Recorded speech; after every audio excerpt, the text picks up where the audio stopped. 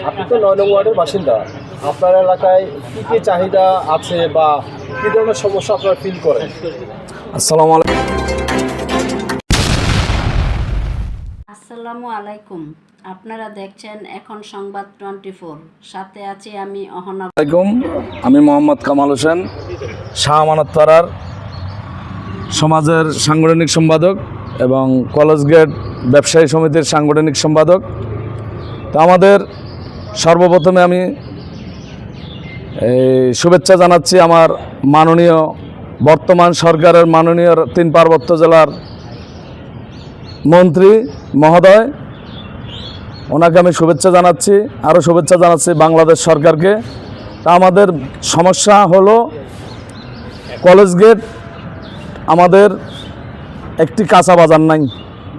হয়তো কিছুদিনের জন্য আছে, হয়তো কিছুদিন পর আবার এই কাঁচা বাজারটা হয়তো রোডসের জায়গা বলতেছে ওনারা, হয়তো ওনারা নিয়ে যাবে। তা আমরা মাননীয় মন্ত্রী মহোদয়ের কাছে আমরা আকুল আবেদন জানাচ্ছি, আমাদের কলেজ গেট জানি একটি কাঁচা বাজার হয়। আর বিশেষ করে পাবলিক টয়লেট আমাদের নাই। আর বিশেষ করে আমাদের মন্ত্রী পাড়ার পিছনে হেসারে এলাকা পর্যন্ত নদীটা আমাদের কচুডি ফেনায় একবারে স্বয়ংসম্পূর্ণ হয়ে গেছে। মানুষ কলেজ গেট কাঁচা বাজার ব্যবসায়ী কল্যাণ সমিতির সাধারণ সম্পাদক আমি মোহাম্মদ শাহ আলম।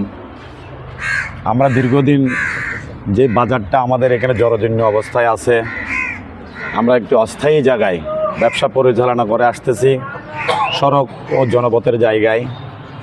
আপনারা সবাই বেশি রকম জানেন, আমাদের বাজারের পিছনে সামনে বলবো আমি একটা মডেল মসজিদ হচ্ছে।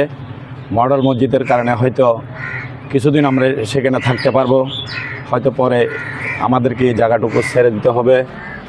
আমি আমাদের পার্বত্য মন্ত্রণালয়ের মন্ত্রী সকল ব্যবসায়ীদের পক্ষ থেকে, মাননীয় মন্ত্রী মহোদয়কে ব্যবসায়ীদের পক্ষ থেকে আন্তরিক শুভেচ্ছা ও অভিনন্দন জানাচ্ছি। প্রথমে আমি বলবো আমাদের বাজারের যে সমস্যাগুলো রয়ে গেছে, আমাদের কাটাছড়ি যাওয়ার পথে যেই সিঁড়ি আছে, কাটাছড়ি থেকে যেই পাহাড়িরা আমাদের বাজারে সমাগম হয়, সেখানে যেই সিঁড়িটা জরাজীর্ণ অবস্থায় আছে। ওইখানে যেই পূর্বে একটা যাত্রী ছাউনি ছিল, সেখানে এটা 17 বছর আগে সম্ভবত ফ্যাসিস্ট সরকারের আমলে জায়গাগুলো দখল করে নিয়ে যাত্রী ছাউনি উচ্ছেদ করে দেয়, পাবলিক টয়লেটগুলো উচ্ছেদ করে নিয়ে যায়। কোনো রাঘবল এগুলোর পিছনে জড়িত আছে। এগুলা আমরা যেটা জানি, রাঙামাটিতে রাজা হেডম্যান জলবাসা জমিগুলা 100 খাজানা দিয়ে চাষাবাদ করা হয়, কিন্তু এখন দেখা যাচ্ছে এক শ্রেণী মহল ভূমি দখল করে ঘরবাড়ি করে বিক্রি করে সুবিধা ভোগ করতেছে। তারপরে আমাদের বৃহত্তর এলাকা 9 নম্বর ওয়ার্ডে 20 থেকে 25 হাজার লোকের বসবাস আমার মনে হয়, আপনারা সবাই বেশি রকম জানেন।